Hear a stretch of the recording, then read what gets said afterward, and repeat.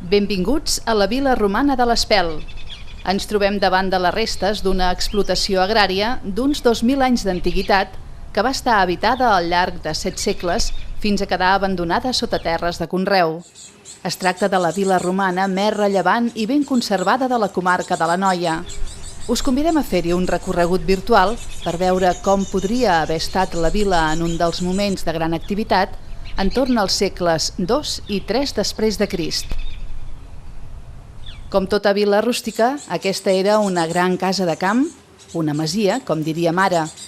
Orientada al sud, una part estava dedicada a l'habitatge del propietari i la seva família i l'altra a l'explotació agrària, on vivia el masover i hi havia magatzems i graners, estables i corts, premses, molins de cereals i d'oli o els dipòsits d'aigua.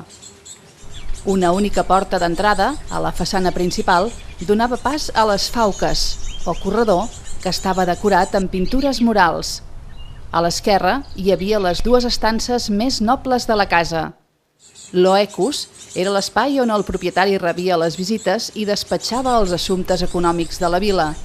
Era la carta de presentació del seu estatus de cara als forasters i, per aquest motiu, l'estança estava decorada de forma acurada. El triclini era el menjador privat de la família.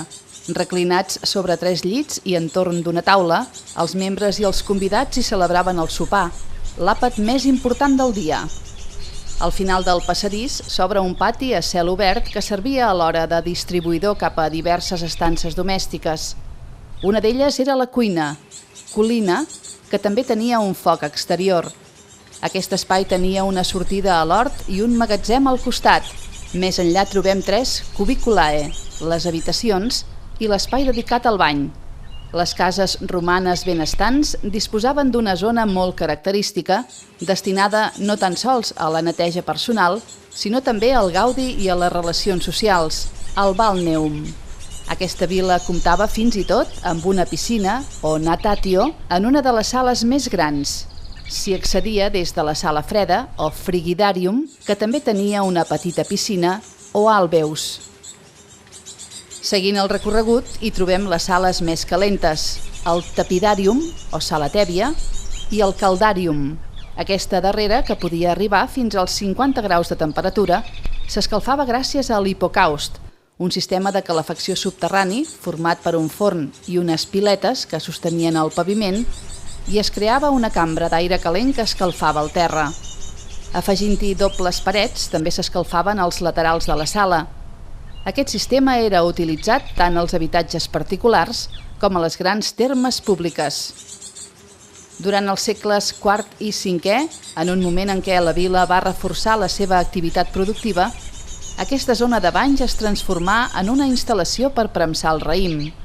Sabem que altres explotacions semblants van funcionar durant l'època romana a la Conca d'Òdena. Almenys coneixem restes de 2 viles més, la del Pla de la Torre, a Santa Margarida de Montbui, i la del Vilar del Met, a Vilanova del Camí. Totes elles tenien com a població urbana de referència l'antiga Cigarra, l'actual Els Prats de Rei, que va esdevenir municipi en època romana.